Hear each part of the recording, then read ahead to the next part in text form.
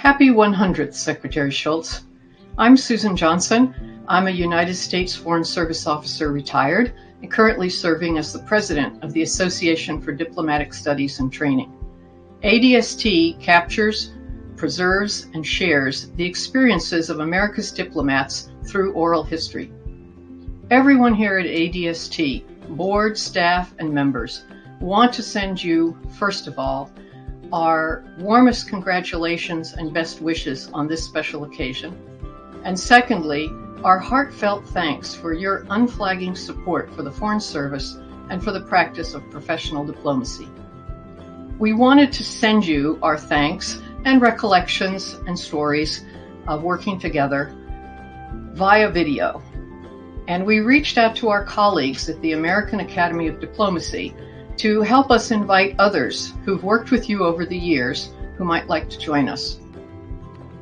This video is meant to convey to you our deep appreciation for the integrity that you personify as a man of principle and peace, and for your leadership and statesmanship over many decades. We hope that you enjoy watching the video as much as we have enjoyed putting it together. Here it is. Secretary Shultz, wishing you a very happy birthday. At age 100, you are still as bright a shining star on all of our foreign policy issues and climate challenges as you ever were. From your days in so many key cabinet departments, but especially as the nation's top diplomat, you were the bulwark, sometimes against foolhardy and even illegal adventurism by the U.S., and the leader of groundbreaking and ultimately successful efforts to end the Cold War. I have so many vivid memories of you as President Reagan first reached out to Mikhail Gorbachev, of that first summit in Geneva, a very cold day in November 1985, and then, of course, that disastrous meeting in Reykjavik. Your leadership, though, got us out and past Reykjavik to successes, leading to Reagan's trip to Moscow in 1988. A landmark speech by the president at Moscow University, opening a window throughout the Soviet Union to American principles of democracy, Western principles of human rights, free markets, free speech. And even 2 years ago, when you were approaching your 98th birthday, I interviewed you in San Francisco for NBC and MSNBC at a climate conference, heralding your leadership on clean energy. Secretary Shultz, you have always led the way with decency and humanity and integrity. My best to you and your wonderful wife, Charlotte, on your 100th birthday. You are indeed a national treasure. Secretary and Mrs. Shultz, it's a great honor and pleasure to join your 100th birthday celebration.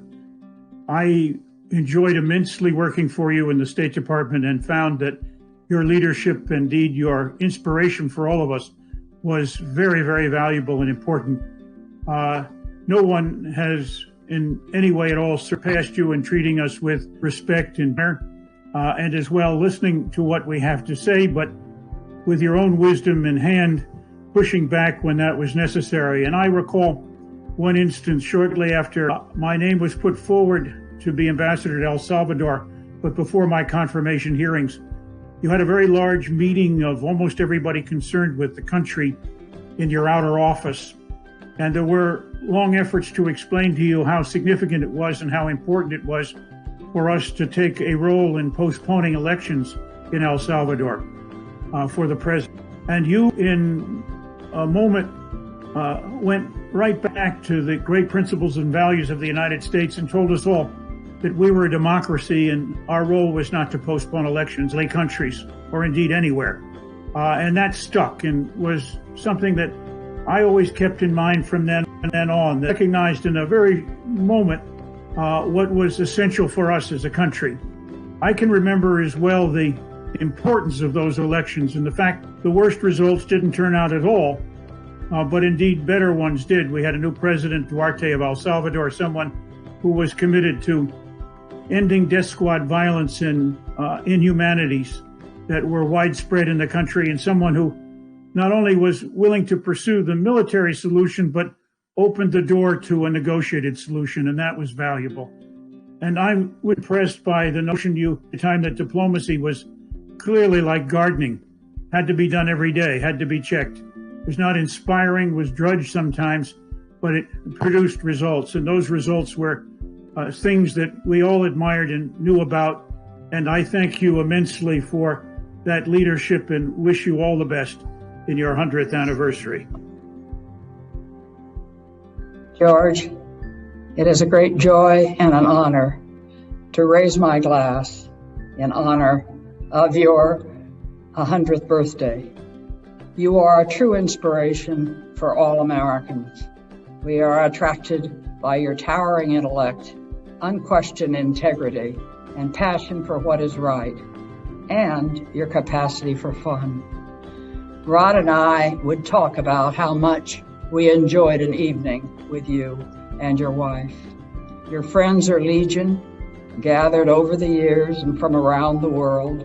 And this birthday is an occasion to reflect on your many outstanding accomplishments, both in government and the private sector. You stand as a model for your superb service to our nation as a Marine, Secretary of the Treasury, Secretary of Labor, Secretary of State, and you have consistently demonstrated unwavering commitment to policy over politics. I remember well your expertise in organizing the North American Forum, bringing together thought leaders from the United States, Mexico, and Canada to deal with issues to make our region more prosperous and more secure.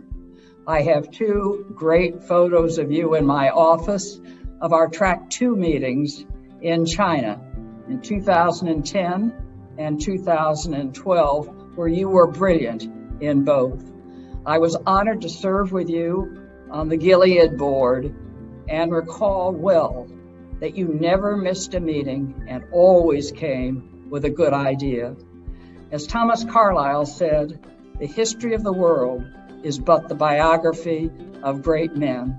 And George, you have contributed some outstanding pages to our nation's history, and I have no doubt that you will continue to do so. I send my warmest and best wishes on this milestone birthday with just one strong wish. Keep it up, friend, and happy birthday. Mr. Secretary, I have here my carefully prepared talking points. Here they are presented in your preferred laconic fashion. You are among the best secretaries of state since World War II. You have few peers in terms of public service overall, given the many crucial posts you have held in several administrations. One of my most treasured memories is on my office wall. You're swearing me in as the U.S. Ambassador to China. But one of my most painful memories is your beating me in a doubles tennis match in Beijing. Now, the consistent rumor that I lost to my boss on purpose is vicious fake news. I want a rematch. But why don't we wait until your 110th birthday, and then maybe my drop shots will succeed. Happy birthday, George. Happy birthday, Secretary Shultz. I'm Kate Canavan. At least I am now. You may remember me as Kathy Peterson. I was director of the Foreign Service Institute when we had the wonderful ceremony to name the National Foreign Affairs Training Center after you. I was honored and privileged to be able to MC that fabulous ceremony with all of your family there, all the dignitaries from the Foreign Affairs and National Security community, and many, many friends of yours. One of the things that was so important about that ceremony is that not only did you secure the property so that we could build the wonderful campus we have, but you also made sure that the funds were available to do that when money could have been used elsewhere. So the fact that we now have this fantastic campus and we have absolutely first-rate training for our diplomats and members of the foreign affairs community is completely your doing, and we're very, very appreciative. I would also like to thank you, as someone who spent 35 years in the Foreign Service, for the leadership you provided at the State Department. In my time there was only one other secretary besides you who understood that the responsibilities of the position included not just providing foreign policy expertise and advice to the president, but also leading, supporting, and managing an organization with 75,000 employees spread all over the world, many of them in difficult situations and locations. That's something that none of us will ever forget, and it made such a difference to the organization. We all want to be valued and enabled to do our jobs as well as possible, and you made that a reality for us. So my personal thanks for doing that. Please give my best regards to your lovely wife, and again, please have a very, very happy birthday. Take care. Bye-bye. Hello, George. Happy birthday to you. Happy 100th. I can call you a promising young man now at that early age of 100. I'm only 90 and you call me that, so I think it's only fair to call you that too. I wanted to recollect a few things that you did for me in my last job in the Department of State as a regular Foreign Service officer. You appointed me as ambassador to the Stockholm talks on confidence building measures, a part of the Conference on Security and Cooperation in Europe, and you backed me every step of the way. We finally reached an agreement. It was the first agreement to include on-site inspection on the territory of what was then the Soviet Union. You backed me up when I was criticized by the Department of Defense for moving too quickly. You backed me up when I was told that I was exceeding my instructions. You supported me throughout the efforts to get the agreement agreed by all of the countries at NATO. And you instructed me to stay close to my Russian counterpart, which I did, and that frankly was one of the keys to success. So, George, I want to thank you very much for that. It was an extraordinary performance on your part because it was at a conference that not many people knew about, and yet I think it did have serious consequences, very positive consequences. So thanks again. Goodbye. Happy birthday, Mr. Secretary, and best wishes of the day from across these many miles. This is probably one of the stranger cities in the country at the moment, but I'm sending you my fondest thoughts from across these miles and ignoring all of the turmoil across the river. I can recall a birthday we did celebrate together in 1985 when I had just joined your team, and we were attending a NATO foreign ministers meeting in December. After the meeting, you decided to make a few stops in neighboring capitals, and eventually we ended up in Oslo, Norway. By then, you had had everybody along the way celebrating your birthday, presenting cakes, toasts, champagne, whatever, and it was getting to the point where we all just wanted to go home. As you had said, enough of this birthday. But in Norway, we encountered something different. The Norwegians brought you an old-fashioned birthday party, a nice dinner. They rolled out a piano. We all sang. It was a wonderful conclusion to the trip, and certainly a wonderful and warm family-style celebration of your 65th.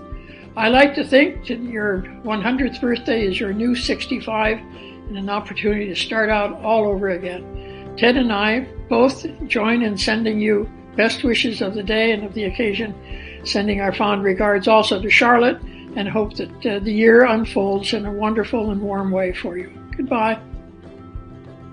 So I'm really happy to have a chance to share a few George Shultz anecdotes from my time working with him in the State Department. in the latter part of 1987, we were doing an Africa trip, and George and the rest of us went out to Gorée Island off the coast of Senegal, the House of Slaves. And we did a tour of that museum, which George subsequently decided to support personally. And he took one look around the place and said, this is the ultimate in inhumanity, the House of Slaves at Gorée Island. So that was a short statement and, very moving and very appropriate.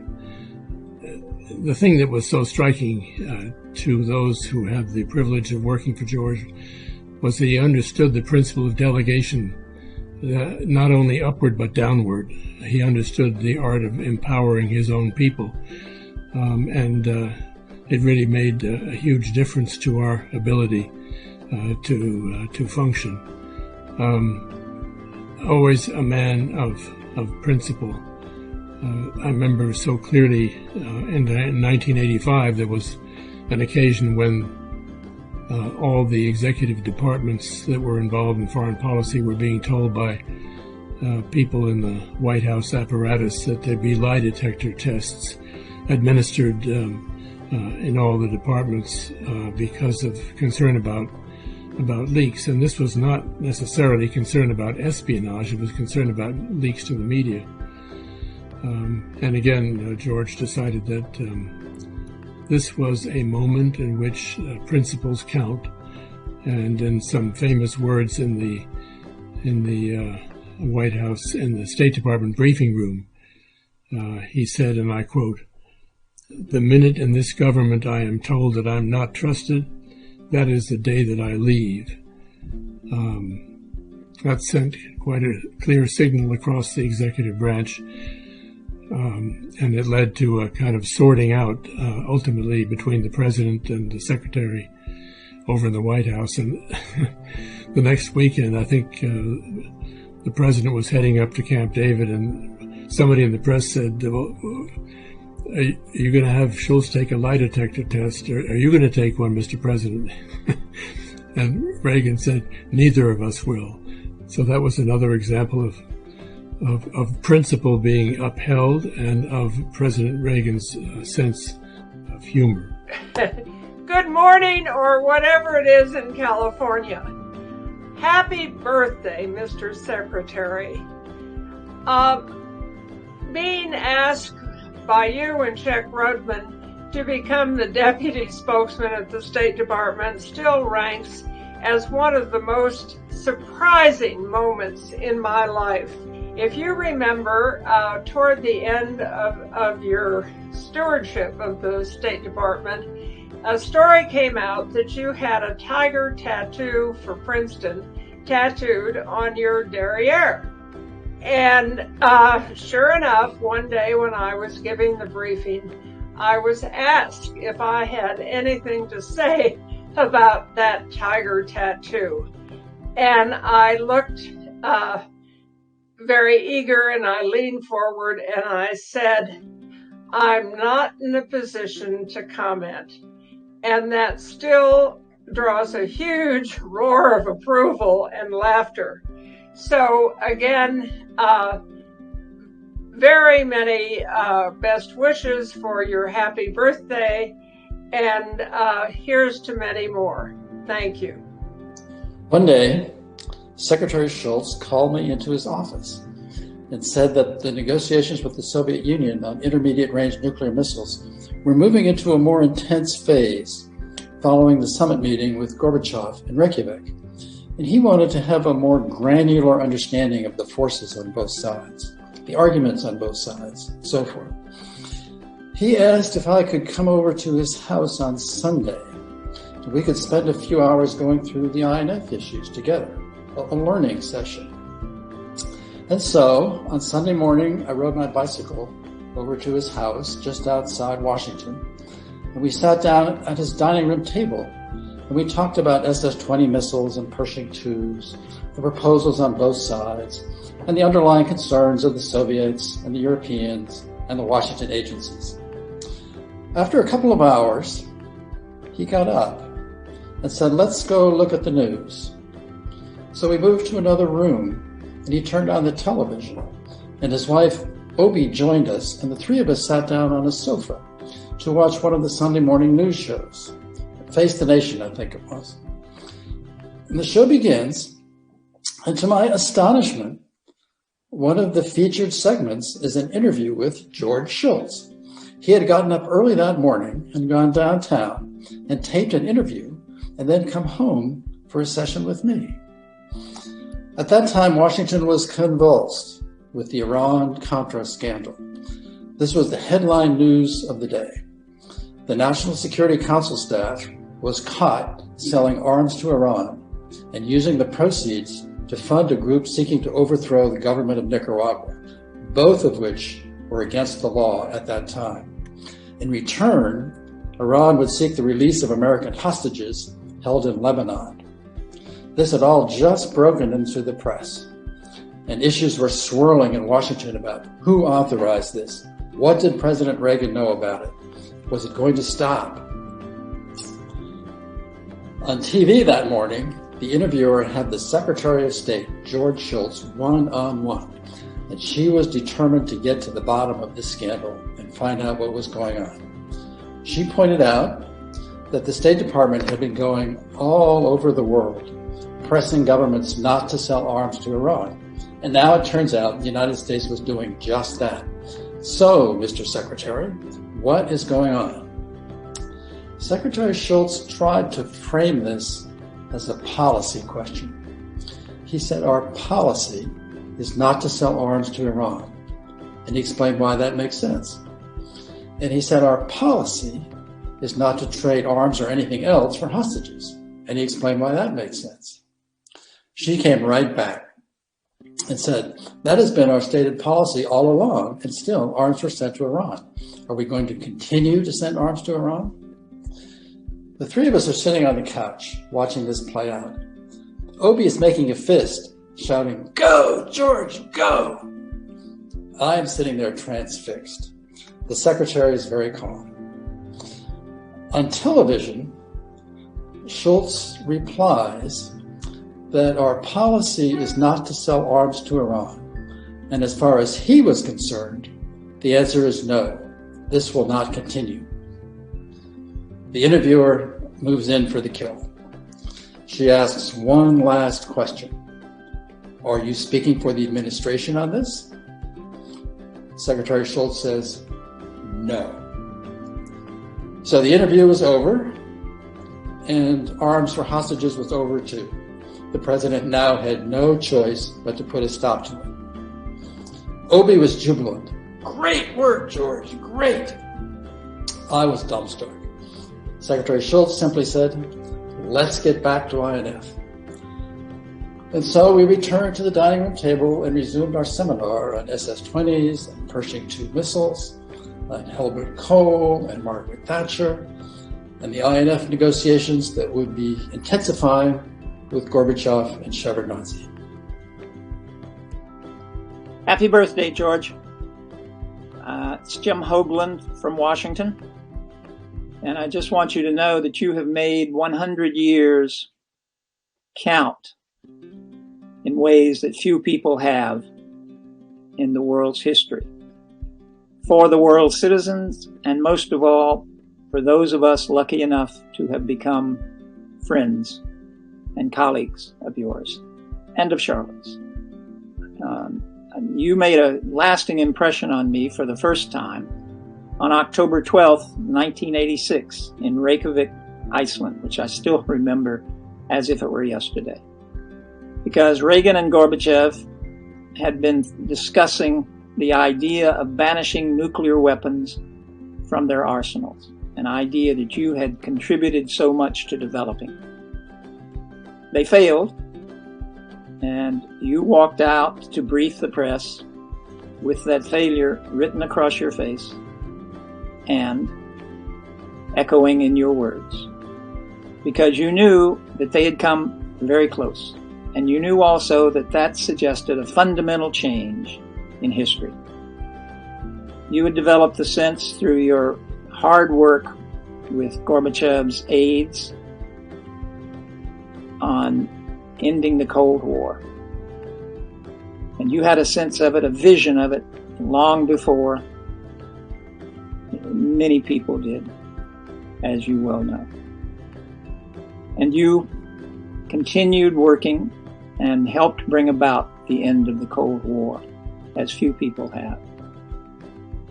And that is a remarkable accomplishment, George. It is also a testament to your vision, to your integrity, and your honesty. That's what left that room with me and has sustained our friendship throughout the years. I became your friend after you left office, in part through the wonderful Alfalfa Club breakfast meetings that you and Charlotte, the elegant, wonderful Charlotte, organized in Washington. And then came the time at Hoover as your colleague, which has been a wonderful time, in part because it showed your real talent for leadership and for friendship. I thank you, George, and wish you the very best. Eleanor Constable here, Mr. Secretary, wishing you happy birthday.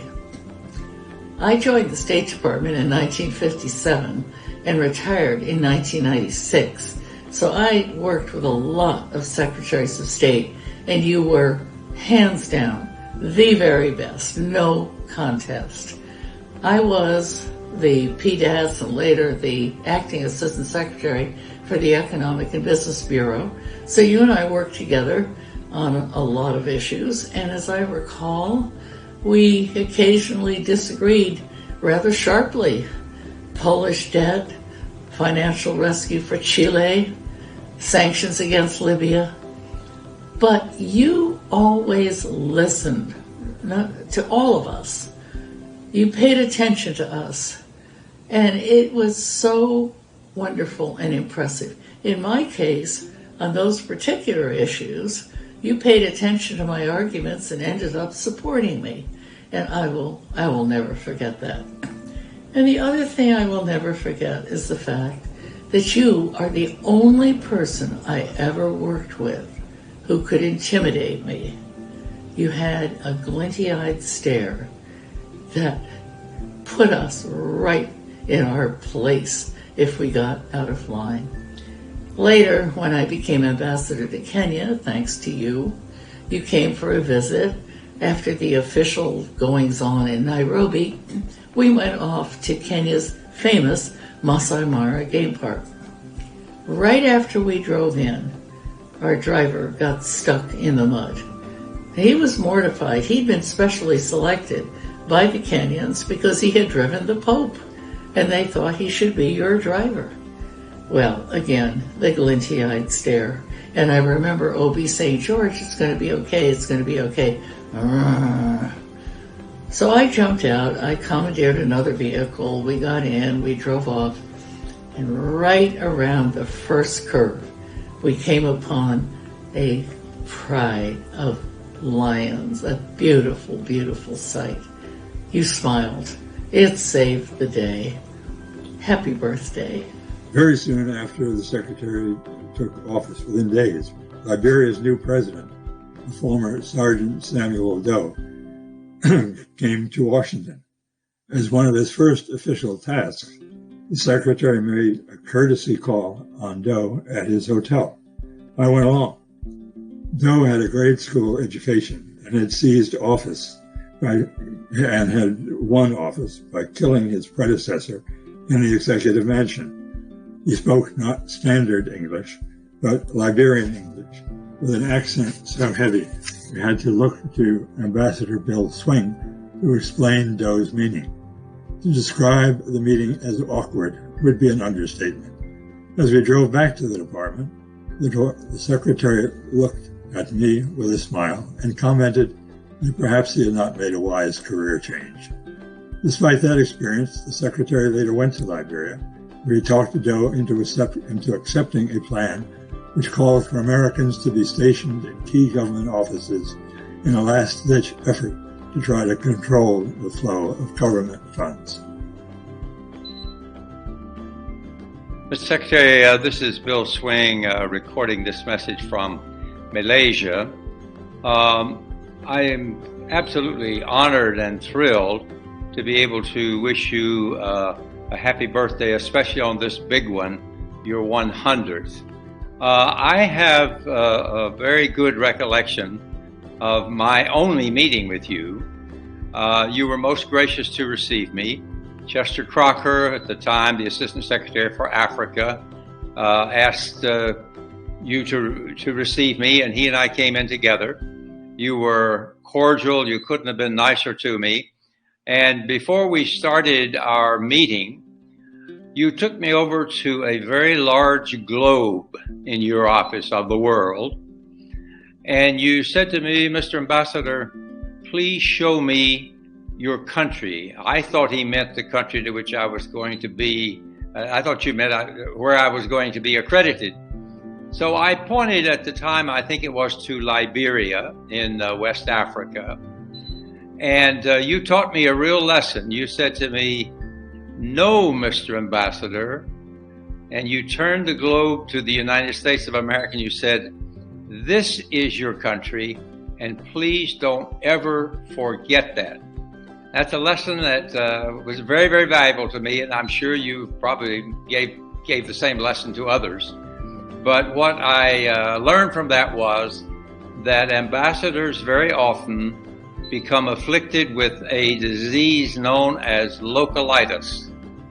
We start becoming like the people to whom we are accredited, forgetting that we are and will always be Americans, and it is America, the United States of America, that we represent. So I thank you very much for that lesson on your 100th birthday. I'm so thrilled and honored to be able to be part of this presentation.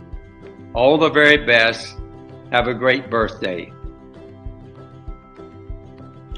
I'm Sean Donnelly, retired Foreign Service Officer and Economic Officer. I served as ambassador in Sri Lanka. At the time Secretary Shultz was running the State Department, I was running one of the offices in the Economic Bureau down on the second floor of the State Department. We didn't have a lot of need to get direct contact with the Secretary.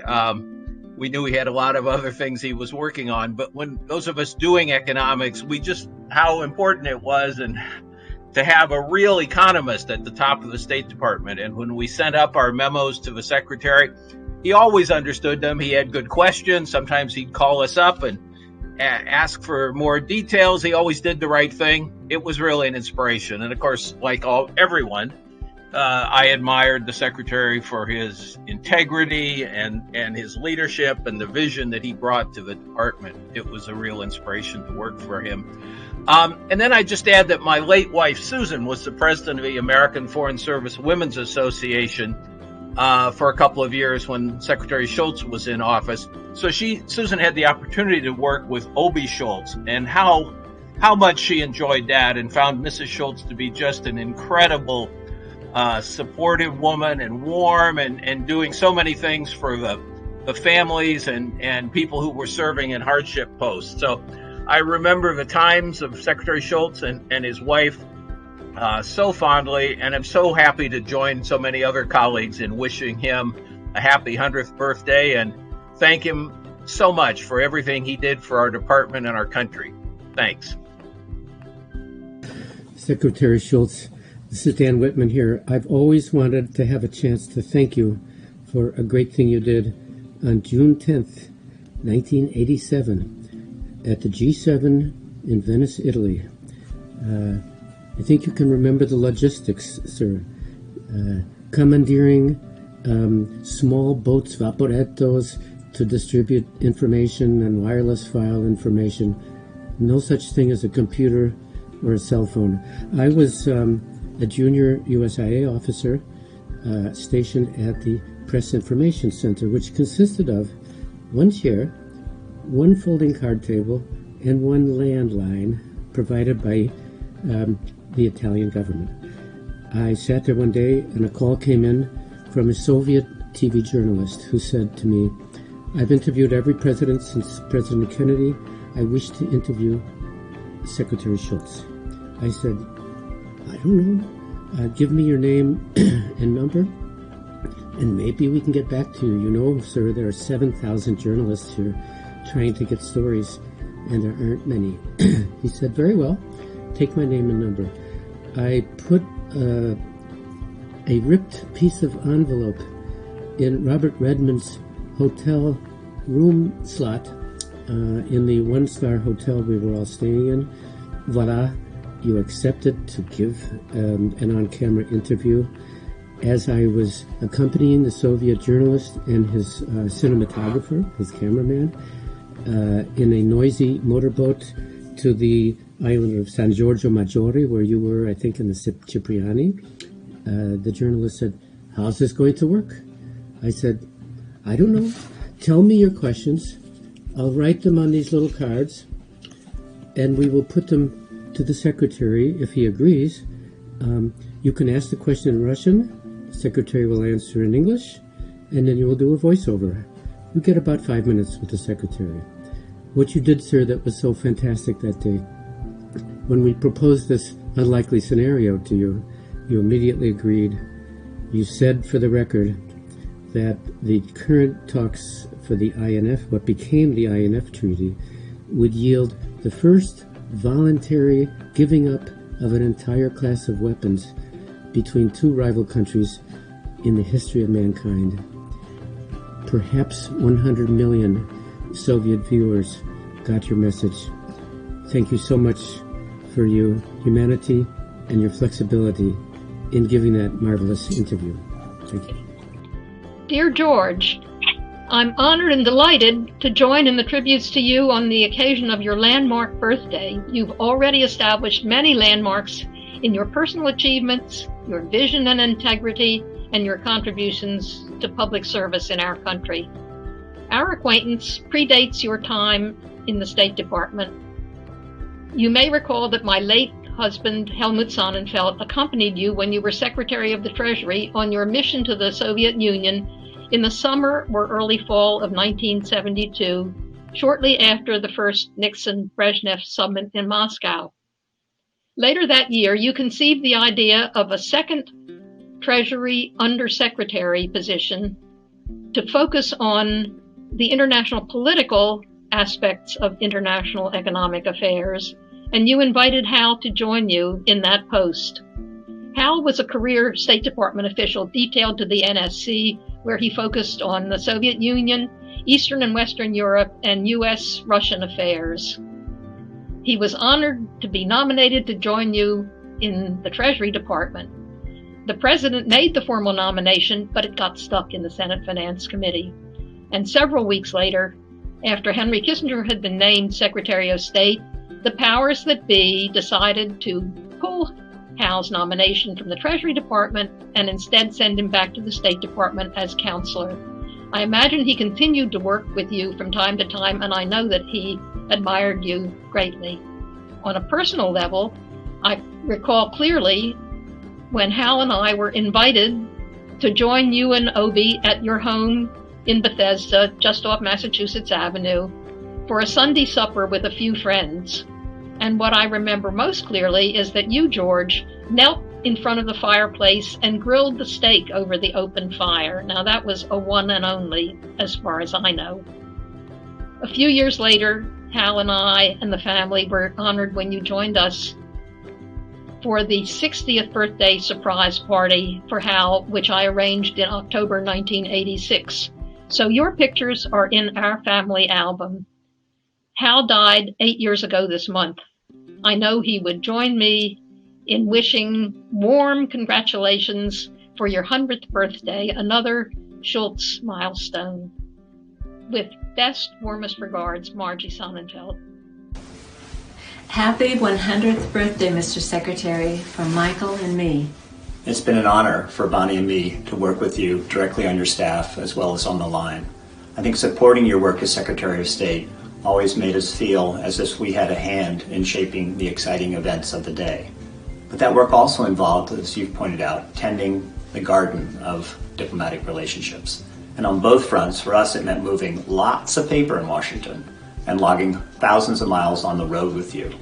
And those trips bring back very special memories. I can remember one time, for example, when we landed in Beirut and observed an artillery duel going on in the hills outside the city. Those trips were special, including a very scary one to La Paz when the motorcade was attacked. But I think what was most special was the time that you invested in your immediate team and the full State Department team. From day one, we all felt as though we were part of your immediate family. We worked hard traveling around the world. Sometimes on those trips, we were rewarded with a group dinner and dancing, which would end with a twirl that kept us on our feet. We are very honored to know you and to have worked with you so closely. Very happy birthday. As curator and later director of the diplomatic reception rooms, I was very fortunate to have a wonderful 42-year career at the Department of State. I served under 13 secretaries, but you, Secretary Shultz, was the one with whom I worked the closest and for whom I have so much admiration. One of my fondest memories was being able to work with you on the renovation of the 7th floor treaty room area and offices. You graciously moved out of your office and said, and I think quite rightly so, that you were probably the only Secretary of State who would be willing to do so. One of the parts that I enjoyed particularly was working with you to go over the architectural drawings and plans. It was a joy to work with someone who could read blueprints and architectural plans in such detail, and I often wondered if it didn't come from the time that you were in Bechtel. We spent a lot of time in your office, usually during lunch hour, going over the architectural plans, the furnishing plans, discussing in great detail about the colors that were to be used, the furnishings where they were to be placed, and something that interested you a lot, the placement of portraits of former secretaries of state. You told me, and I was not sure that you were serious about this, that you wanted all of the portraits of former secretaries of state who were Democrats to go and be hung to the left, and that all of the Republican former secretaries of state were to be placed to the right of the treaty room. I was not sure that this was the case, but you were very serious about it. As much of a pleasure and exciting time for me to spend time with you in your office, it was also very intimidating because I never knew what you were thinking. Did you approve of what we were doing or not? One thing I always knew was how much you supported the diplomatic reception rooms, both during your tenure as Secretary of State and later in private as a private citizen. It is a great, great pleasure for me to be able to wish you a very happy birthday on your 100th birthday. Gail Sarfati. Dear George, congratulations on your 100th birthday. My wife and I send you our very best wishes for good health and happiness for the next 10 decades.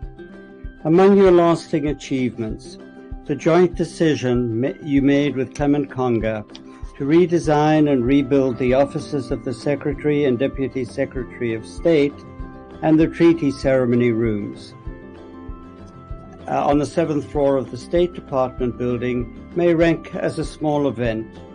However, you may not be aware that it was also a high point in the lives of everyone involved. Its legacy is a significant reservoir of admiration and goodwill. You once described yourself to me as a builder, and all the craftsmen who worked on this project were awed by your interest in their work. In particular, it was your regular site visits that were most appreciated, especially the quiet way you walked through the building site, taking pains not to disturb anyone, while also observing everything going on. When the work was done, you hosted a 2 to 6 p.m. party on the 7th floor for everyone involved in the construction. At this particular celebration, you were the first to arrive and the last to leave. The craftsmen arrived surrounded by parents, wives, children, and grandchildren. You amazed everyone by patiently posing for endless family photos, often with small children on your knees. Although decades have passed, every artisan I met still talks to me about the thrill of working on such a challenging project and the pleasurable family memories of your wonderful party. It is the graciousness you invested in your role as client and host which is most often recalled. With 1 century behind you, we all hope the next 10 decades will see you serving in challenging roles, perhaps as president, and we also hope as a builder to commission many more great works of architecture. All the amazing artisans who worked on the 7th floor, join me in wishing you a joyous 100th birthday. Alan Greenberg. On behalf of the Associates of the American Foreign Service Worldwide, I want to wish you a happy 100th birthday. AAFSW is grateful for your generosity and continued support of the Secretary of State Award for Outstanding Volunteerism Abroad, better known as SOSA. On November 20th, we will recognize 7 amazing recipients and celebrate 30 years of SOSA. We wish you a happy and healthy year. Hi, I'm Eric Rubin, President of the American Foreign Service Association, the voice of the U.S. Foreign Service, representing over 17,000 women and men of the U.S. Foreign Service. And on behalf of our members, I want to thank Secretary Shultz for everything that he did over the course of his career to support us, to help build our profession, to help build the State Department, to help us get the campus for the Foreign Service Institute in Arlington, Virginia, that is still paying dividends to this day and still has his name on it, and to really thank him for standing up for us when we needed him most to support the people of the Foreign Service through some very difficult times. On behalf of all of our members, I want to say happy birthday, Mr. Secretary. Thank you for everything you've done for our country. We salute you and wish you all the best. Thank you.